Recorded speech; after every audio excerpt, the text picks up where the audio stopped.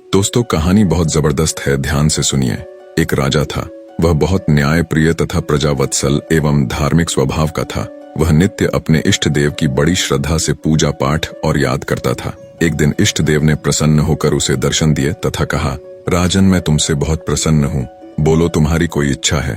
प्रजा को चाहने वाला राजा बोला, भगवान, मेरे पास आपका दिया सब कुछ है। आपकी कृपा से राज्य में सब प्रकार सुख शांति है। फिर भी मेरी एक इच्छा है कि जैसे आपने मुझे दर्शन देकर धन्य किया, वैसे ही मेरी सारी प्रजा को भी कृपा कर दर्शन देकर धन्य कीजिए। यह तो संभव नहीं है। ऐसा कहते हुए भगवान ने राजा को समझाया, परंतु प्रजा को चाहने वाला राजा भगवान से जिद करने लगा। आखिर भगवान को अपने साधक के सामने झुकना पड़ा और वे बोले, ठीक है, कल अपनी सारी प्रजा को उस पहाड़ी के पास ले आना और मैं पहाड़ी के ऊपर से सभी को दर्शन दूंगा। ये सुनकर राजा अत्यंत प्रसन्न हुआ और भगवान को धन्यवाद दिया। अगले दिन सारे नगर में ढिंढोरा पिटवा दिया कि कल सभी पहाड़ के नीचे मेरे साथ पहुंचे, वहां भगवान आप सबको दर्शन देंगे। दूसरे दिन राजा अपने समस्त प्रजा और स्वजनों को साथ लेकर पहाड़ी की ओर चलने लगा।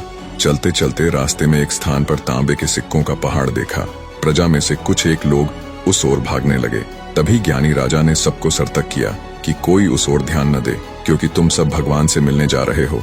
इन तांबे के सिक्कों के पीछे अपने भाग्य को लात मत मारो।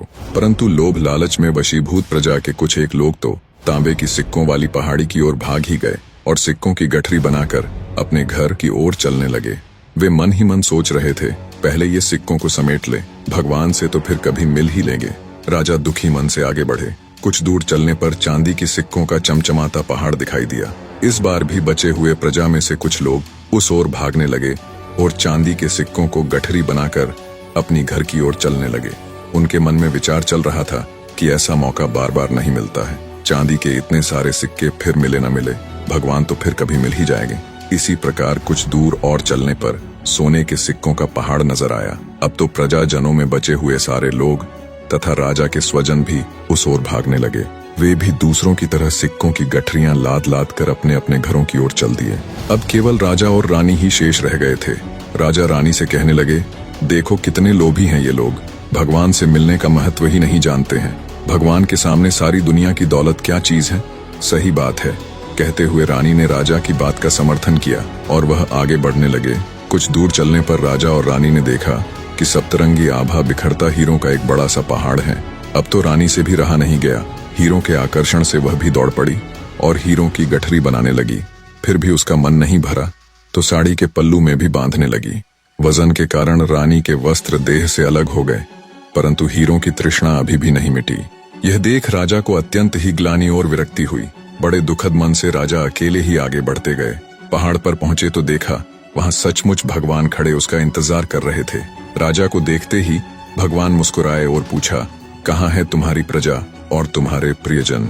मैं तो कब से उनसे मिलने के लिए बेकरारी से उनका इंतजार कर रहा हूँ। राजा ने शर्म और आत्मग्लानि से अपना सर झुका दिया।